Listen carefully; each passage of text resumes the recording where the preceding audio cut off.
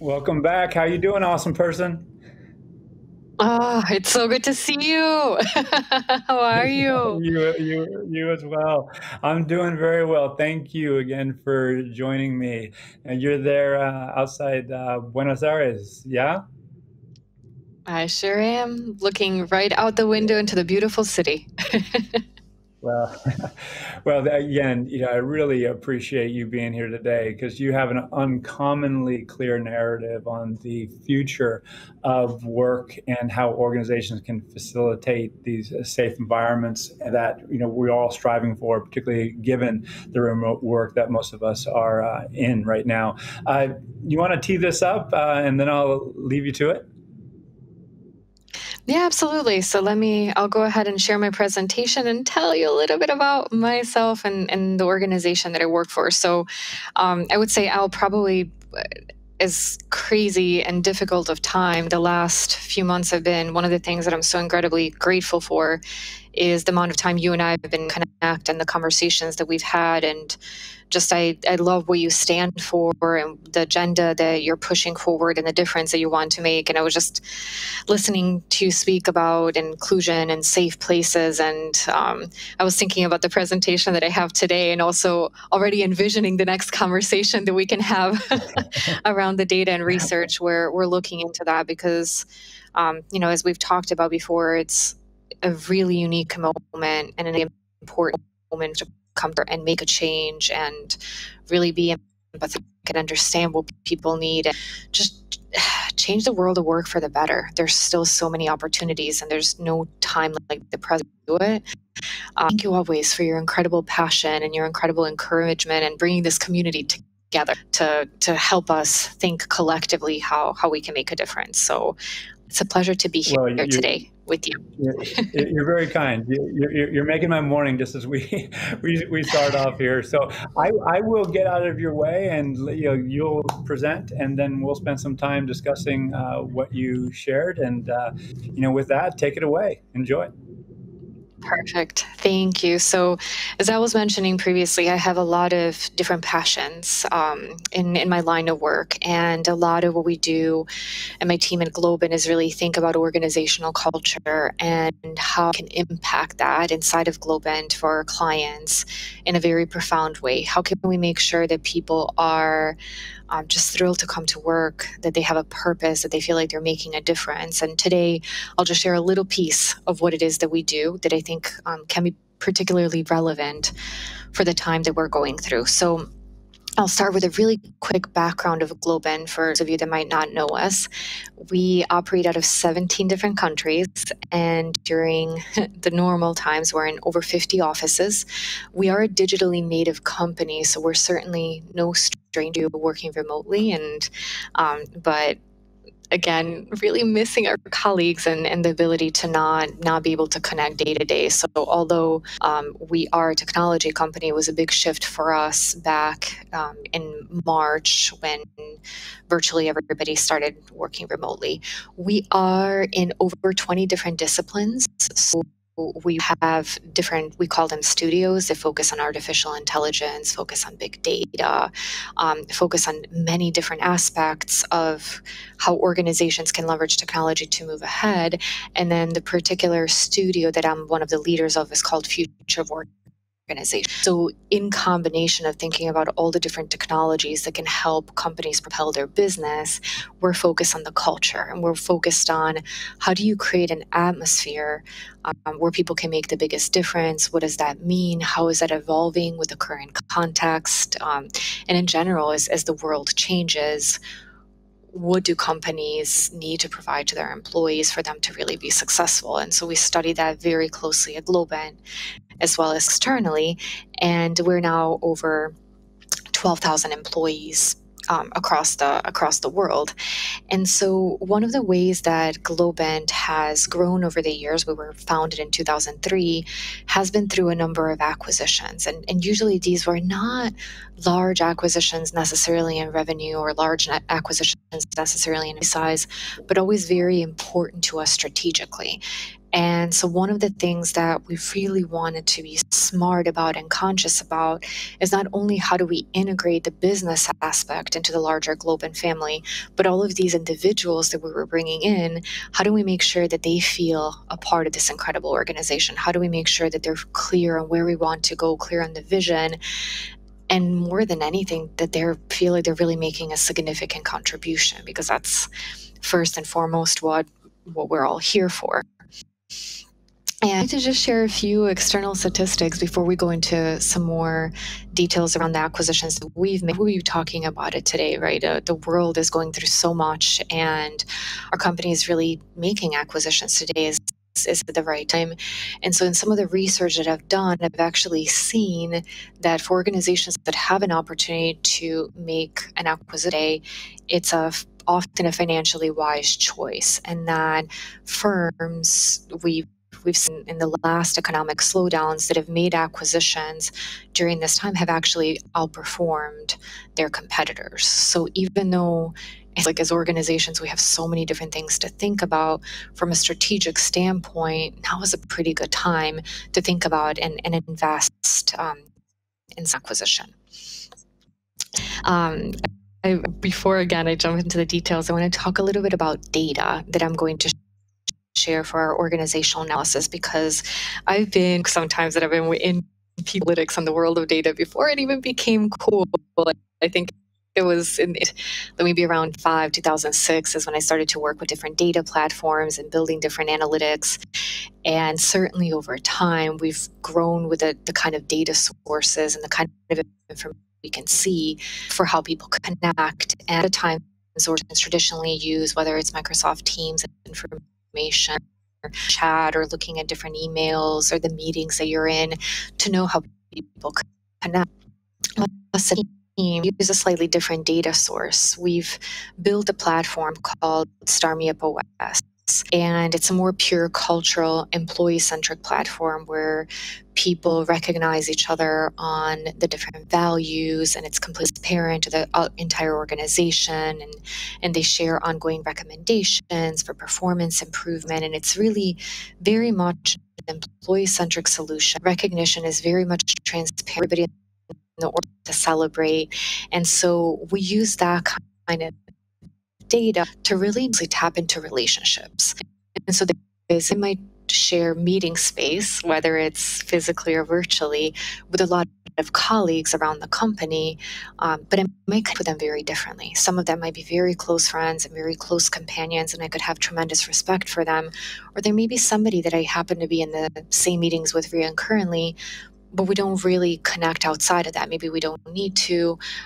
Maybe there is a conflict, I don't know, but it's a different kind of data. So data said that if you view this exchange of information, we believe indicative of the strength of relationship between two individuals. And so we take that in to look at a lot of different business decisions, and we look to understand collaboration, different teams, and efficiency, and attrition, and are there any systematic differences in how close somebody is to their colleague and how likely to leave. And as you can imagine, there's quite a bit, and it varies across organizations, but there's always a strong relationship between connectivity to your colleagues and the likelihood of leaving.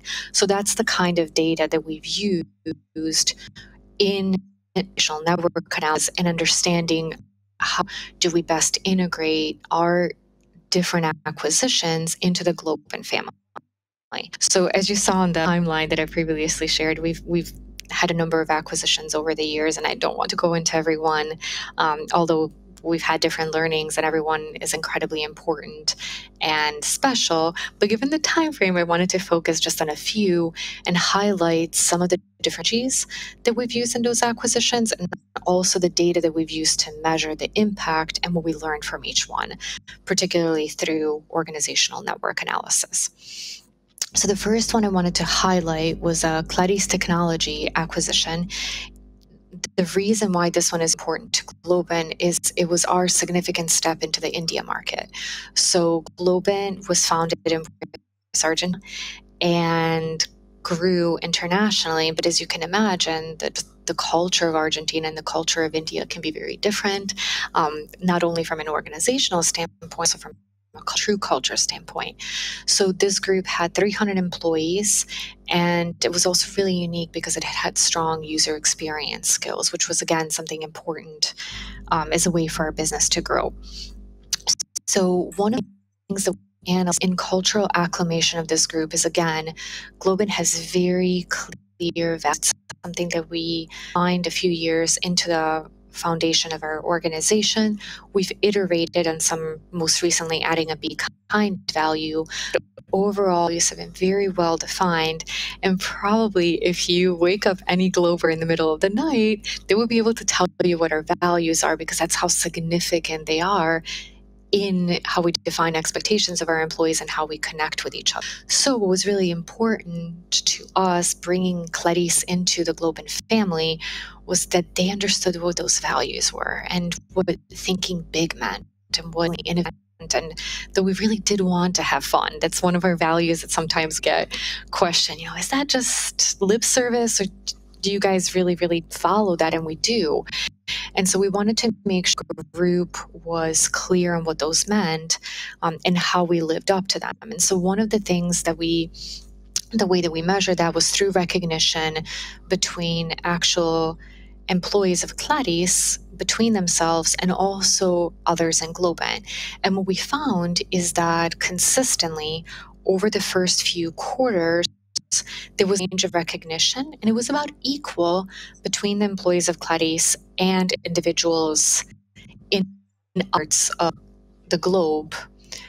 Now, that was really positive for us because we knew, okay, if these employees are recognizing, they're receiving recognition, that means that they're internalizing the values. And that's really important to us.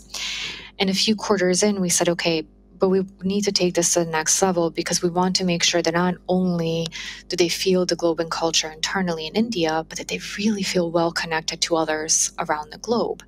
And so what we did is we actually selected 3 Globant ambassadors and sent them to spend a year in India. And the way that we selected these individuals was not actually based on their title. It was not based on time at Globant, but it was based on how recognized they were by their colleagues and how much they recognize others. So what kind of relationships were they able to create around the organization?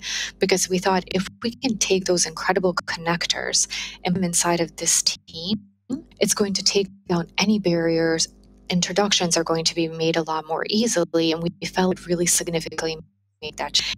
And in the data, we saw this incredible. And so what happened is in one quarter, the number of recognitions that flew in and out of India were actually twice as much than they were within India. And not only that, but one of the really important things for us was, okay, so there's usually people in leadership positions, there's a managing director, and naturally those individuals tend better with others. But we wanted to make sure every single individual actually better connected to the rest of the organization. So we didn't only look at those recognitions and the fact that now all of us, as many, were happening with the rest of the organization, which made sense because there's significantly more people outside of India and Globant than inside of India.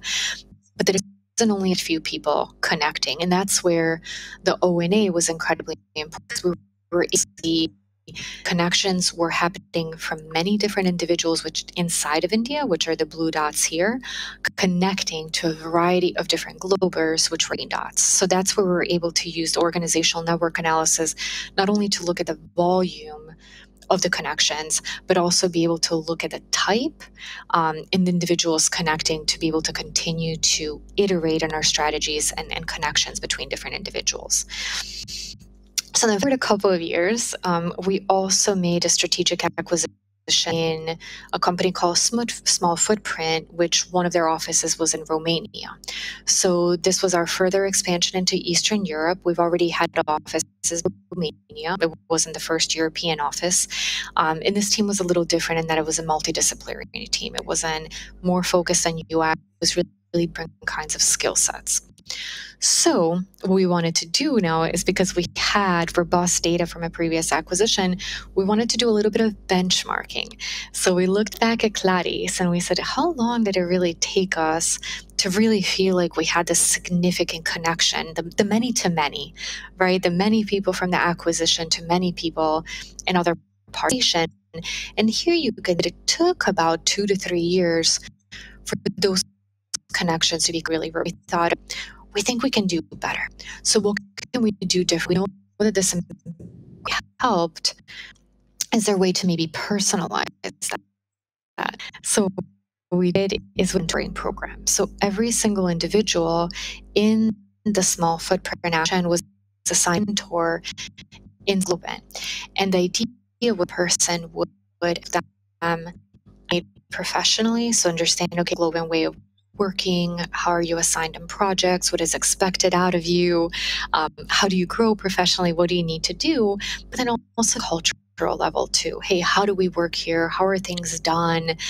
What's important to our leadership? What might be important to you as an individual? What are you about? It was very much professional and also personal / cultural connection between individuals. And the result was incredible in that we were able to see almost an equal amount of integration within this acquisition within 1 year that it took us about 2 to 3 years to see in the previous one.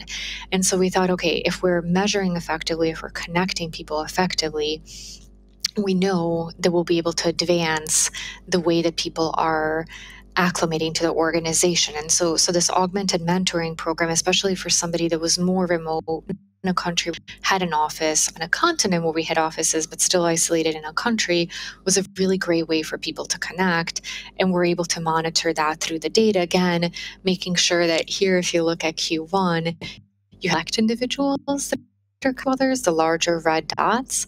But all of a sudden, when you fast forward to Q4, it's a lot more distributed, it's a lot more inclusive, and there are only few individuals at that point that weren't interacting with others in the organization. So there was still some work to be done, and it's just to make sure that everybody's being included, but virtually all of the organization was connecting and connecting with frequency, that it wasn't just, okay, I'm going to have a meeting or I'll send one recognition to somebody and that's it. We wanted to make sure that it was happening on a basis. That's where we're also looking at the number of people interacting, but as well the number of interactions that they were having.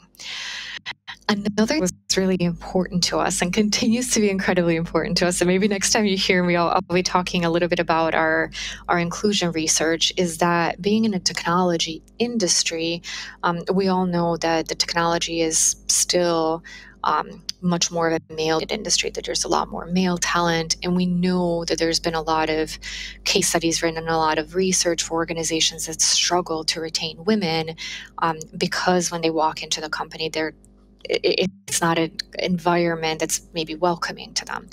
And so to us, this is something that we very much measure on an ongoing basis to look at that inclusivity of women. And it was also important to us in this acquisition because what we wanted to make sure to do is stay sensitive to the different genders, different ages, and that we weren't systematically not including someone. And what was actually really great to see is in this transition, in this program that we've built, women felt very welcome, and they were actually connecting with others at twice the rate that men were, which to us was very positive because it's one piece of data that helps us believe that women feel like they can be proactive, that women feel like there's career opportunity for them and that they can really take a hold in being a part of this culture, that they don't feel like an imposter, that they very much feel like a part of a family and a very significant part of a family at that. So this is something that just a snapshot of what we studied in that office, but something that was systematic study across our organization to make sure that we have an inclusive environment.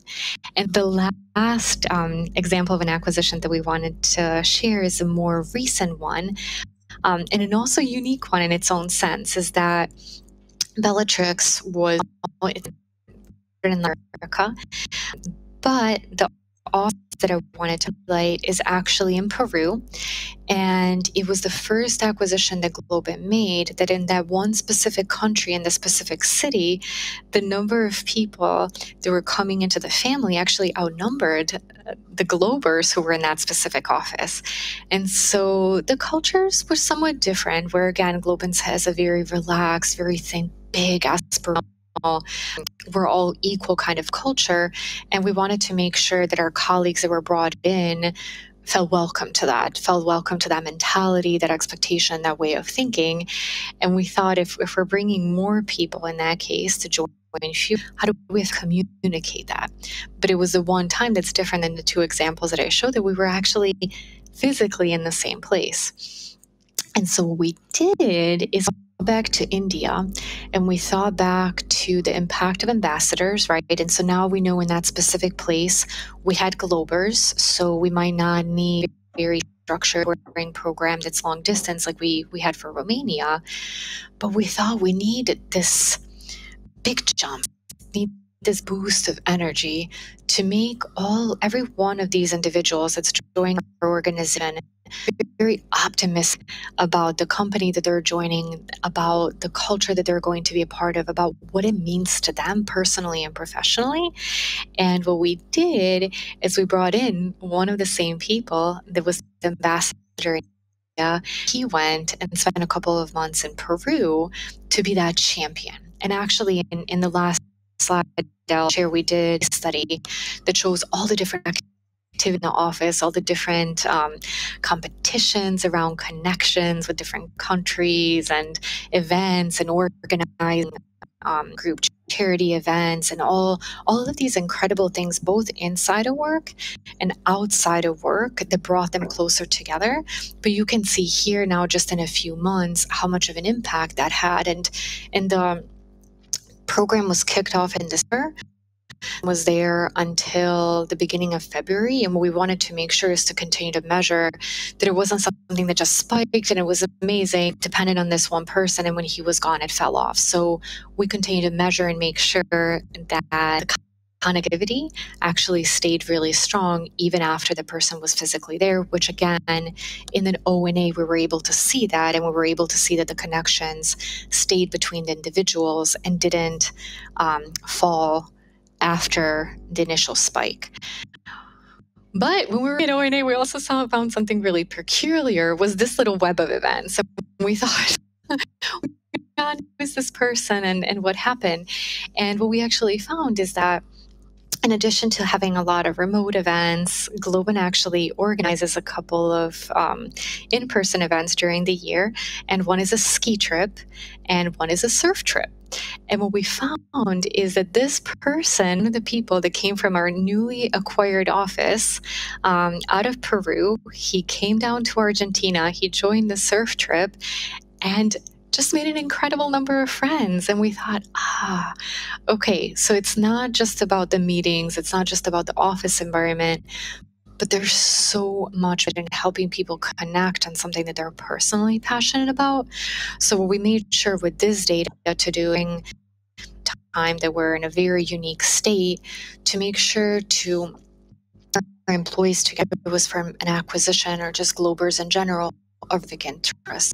So whether it's yoga, whether it's cooking classes, art classes, but this was a piece of data that made us think, until we can go back to doing these in-person events, and even beyond that, how incredibly impactful it is on relationships, even inside of work, for people to be able to connect on different interests. So again, this was a really interesting thing that we saw in May, that if we didn't have something this illustrative, we would have probably missed that there was this kind of insight. So just wanted to touch a little bit on, unfortunately, we're still going through COVID, and I was hoping that maybe by now the world would have looked a little different, but we're still manning and we're still going through. And so one of the things that I just wanted to highlight, that we continue to measure in our acquisitions, but also just in our offices in general, is the number of people who are interacting and how much they're interacting with their colleagues. And by now, most of our organizations that have had to transition used technologies, whether they're Teams or Zoom or something else for video sharing, for being able to get together. And we've heard a lot about fatigue of these different technologies and being on so many different video calls. And one of the things that we want to continue to make sure to do is that not distancing. So again, there's a difference between me being conscientious and joining a meeting and being there on time and participating, and me in somewhat starting to feel alienated, right? And we've talked a lot about well-being and how our employees doing. And so for us, it's important to continue to measure these interactions, looking at what are the strengths of the different relationships, how are people connecting, who are they connecting with.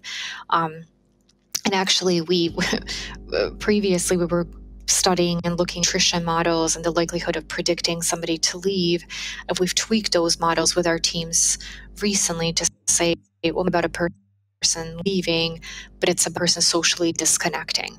So if I'm not connecting with my colleagues, if I'm not sharing recommendations for performance improvement, if I'm not sharing recognition, if I'm not present beyond just joining a meeting, could that be an alert to maybe provide some help for somebody, make sure that the organization is still doing everything they can and that we're effectively iterating in the support that they're giving to our employees to be able to bring the best selves to work, to be able to be as productive as they can possibly be.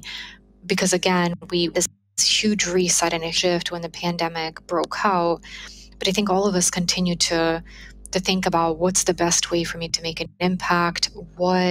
How do I arrange my life to have the greatest impact? What benefit can I bring the most? And it could be very different maybe from day to day when we were in the office.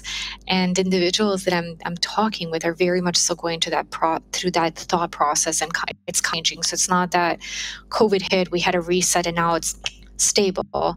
People are still going through a lot of things. So I think it's so incredibly important for us to continue to stay connected, to continue to understand what are those evolving needs and be able to change and adjust our culture and our leadership support and our peer-to-peer support to continue to help people feel effective, productive, like they have a purpose during this challenging time. So that's all that I had as far as slide preparation that I wanted to share with you today.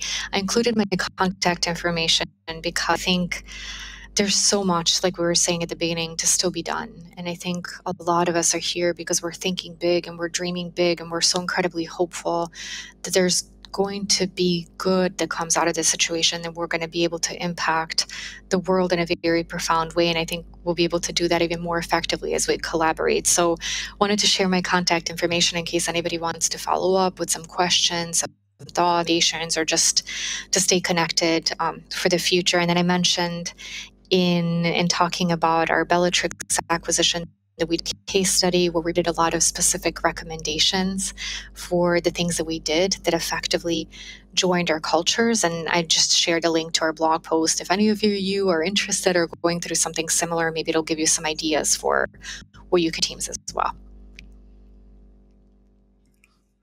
Well, Sanja, that was outstanding. And I am taken on a variety of fronts, and I love your energy and your ideas. And one of the things that just jumps to mind that I'd like to talk about is that last topic with COVID-19. And it actually tie it in with that very first topic where you said acquisitions, particularly in the wake of 2008, 2009, the performance was good. However, if we do an acquisition now, the ability to onboard, integrate, because we're not connecting as humans, we're connecting via these two-dimensional glowing rectangles.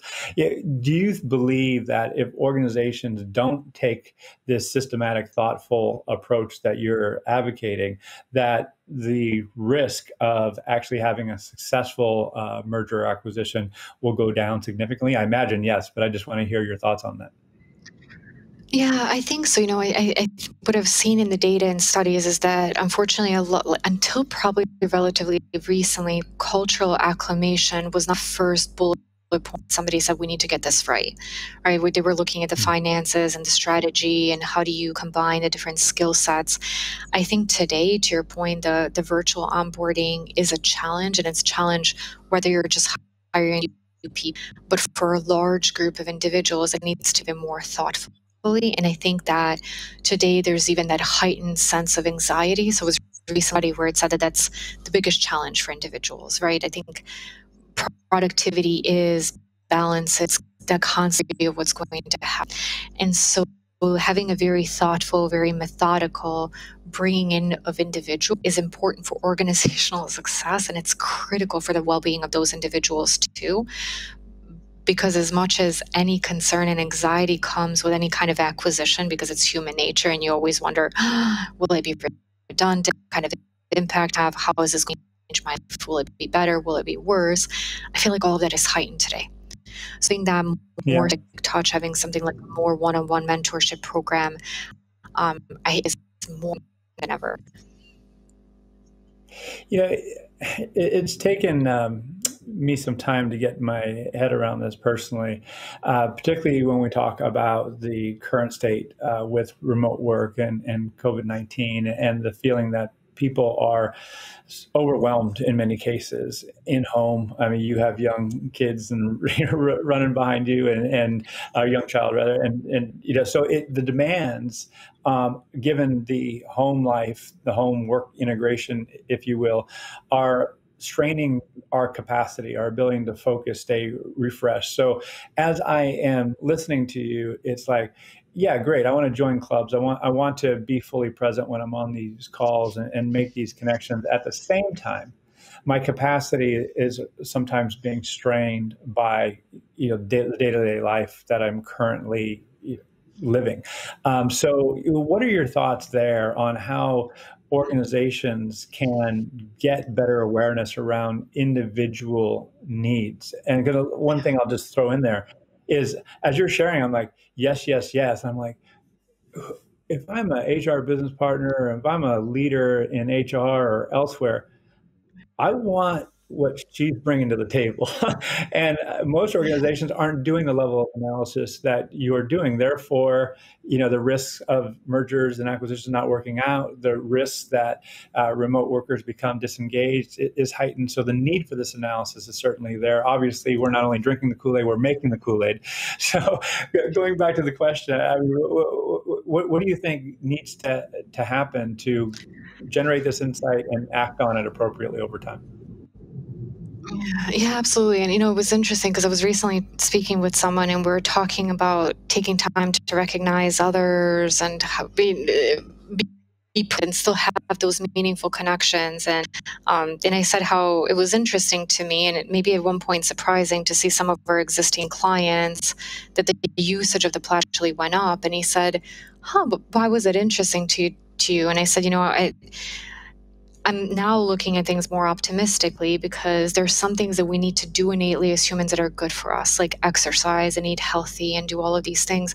But sometimes when we're a lot of stress, important fundamental things tend to be the first to go, even though we know they shouldn't, but somehow we just manage our time differently. And so what was interesting is that we saw in this peer support and how do you find time, is that, and you know me now, and you know that I'm a very open person. I'm also a very emotional person. And you were talking, I'm like, I want to show you some examples of the recognition that I received from my peers that almost brought tears to my eyes. And at some point, I call it like it's a hug to the soul. It's the idea that people, there's this almost a small act of kindness, just a note to somebody else that others see. You're feeling so frustrated and you're feeling like, I'm not doing anything right, and something comes through.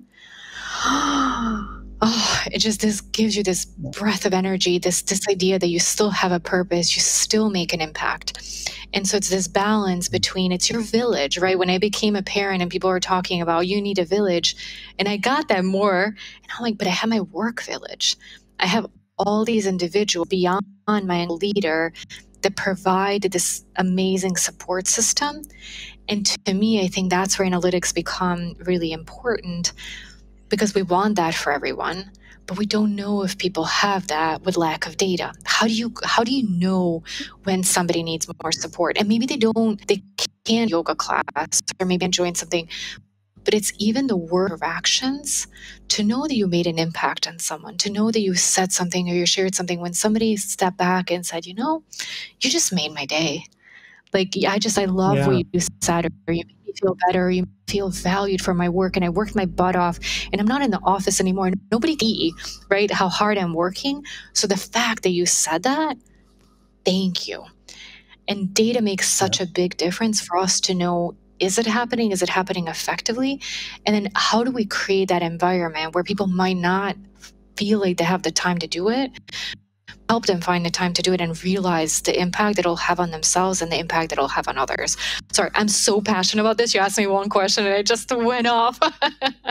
No, I love it. I absolutely love it because I think you're not only right, it is a key distinction that I think is underappreciated. And let me frame it in a question.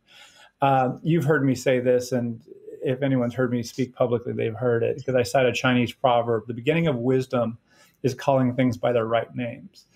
And I want to focus on the term recognition, what that means, because many organizations talk about recognition programs, and there's a level of formality around it.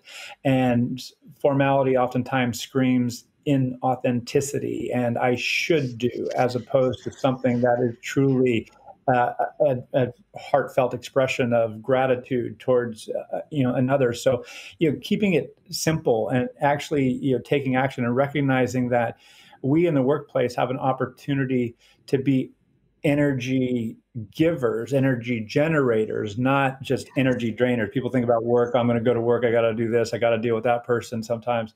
However, we can, as we think about it, create environments where, hey, I'm going to be an energy giver, energy generator. What are your thoughts on defining recognition and making it more approachable, more doable for people? Yeah, you bring up such an amazing point. And I always, it's really interesting because ever since I've met you, anytime I write something or think about things, I think about your Chinese proverb. And am I saying this the right way? And it will be communicated effectively. And I think what happened with recognition is that a lot of times, especially when you think about it in business that was created, we think about recognition and we think reward. Times those are grouped together, some kind of point-based system. It gives some kind of formality, where to me, in some ways, it's really being visible. It's being appreciated. It's feeling like this very spontaneous energy for what you put out in the universe, that the universe appreciates it, and there are all these people around you that can appreciate it. And historically, it's been a leader. You needed to think about it. And should this person be the employee of the year? And that's okay. There's still a place for that. But this to me is this much more fluid exchange of energy, to your point. And what I've seen is when you say thank you to somebody and when you say it in a public way, in a really sincere way, it's incredible, even remotely, how much I've seen a little bit of the spirit, how sometimes big, but at least little, in how they approach things. And just that gratitude of, again, thank you for valuing the work that I do, but not making a big deal out of it, just making it a part of how we connect as humans, because all of us get up and do these big things every day.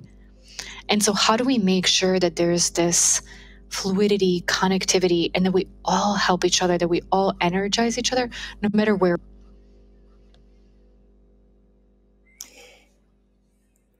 Yeah.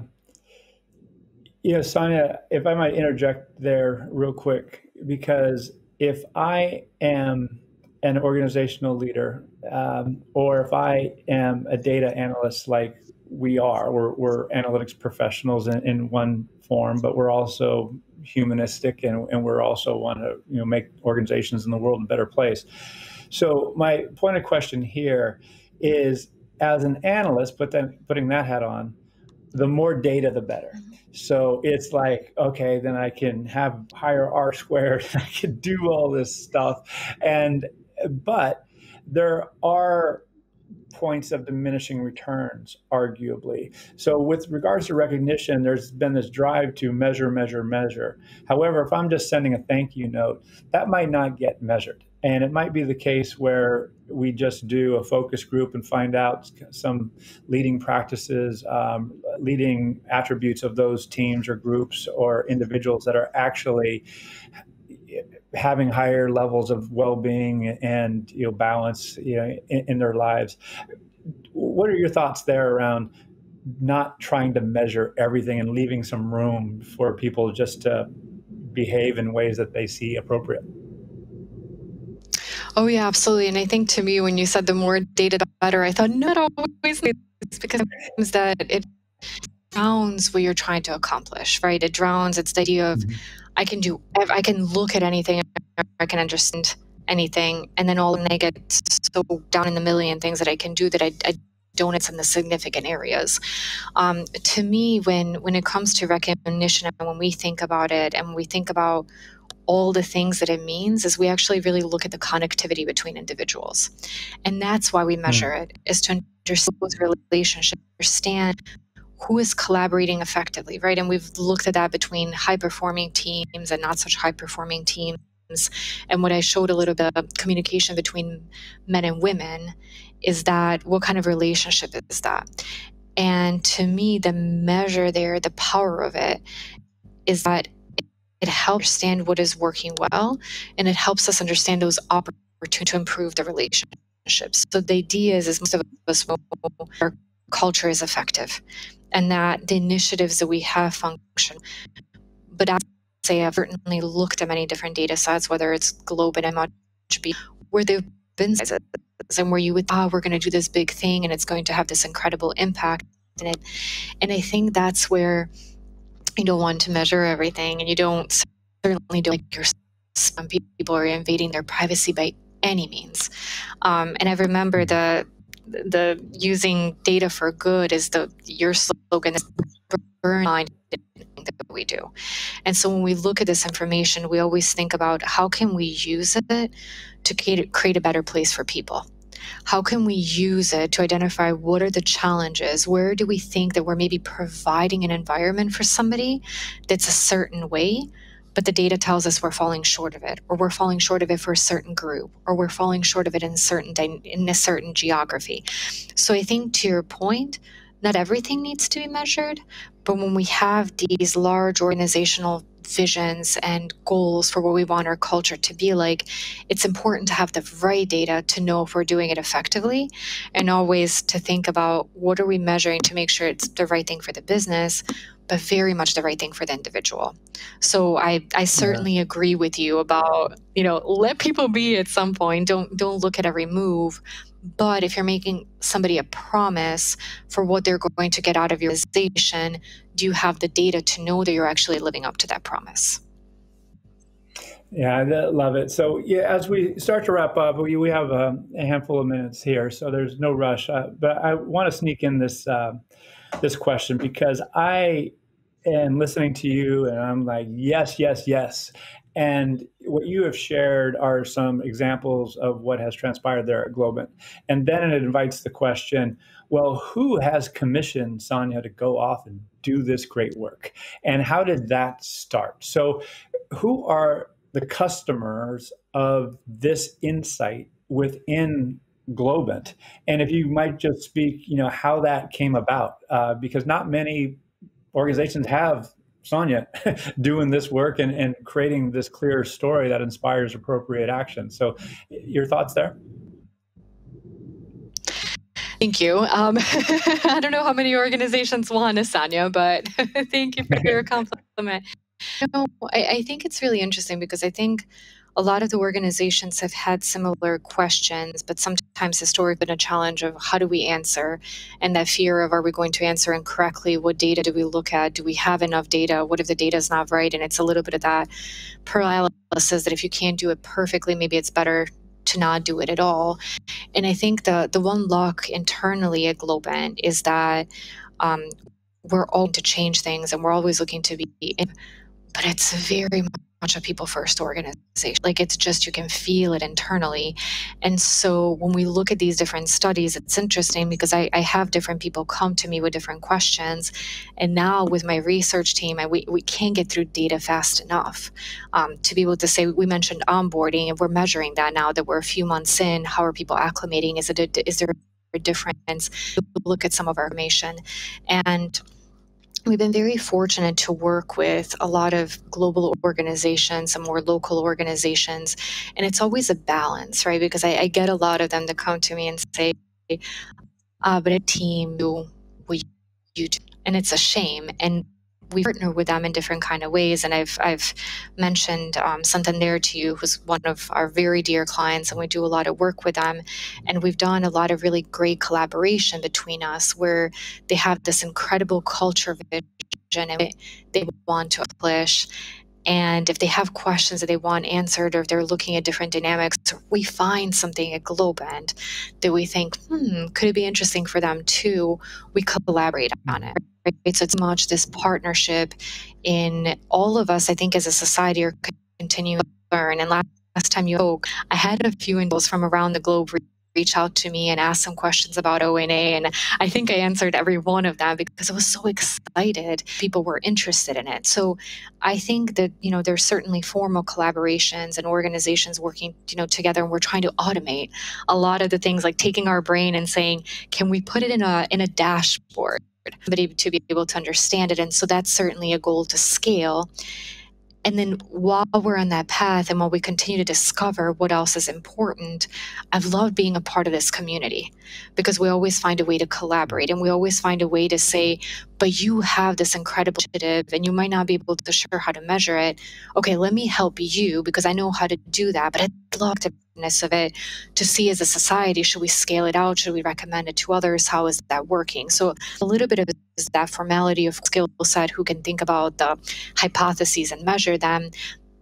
But a big part is also that collaboration and saying, where do we find gaps between the organizations, but a really strong way to collaborate to be able to move ahead. And then what we automate, we can, we do, and what we can't automate, we we collaborate on until we can, because there's certain levels of complexity there, certainly. Well, Sanja, I could talk to you all day. I mean, I'm learning as we go, and I just keep up the awesome work. And I really am eager to hear more about the inclusion work that you're doing. So, if you would, maybe come on and let's have you as a guest again and hear more about that when the time is right. That sound good? Absolutely. It will be a pleasure, Al. Anytime I get to speak with you, I absolutely love it, and I'm smiles ear to ear. So can't wait for that conversation. Well, likewise. Again, thank you for being here. Thank you for sharing, and hope to see you in person before too long, yeah? Absolutely. Thank you for having me.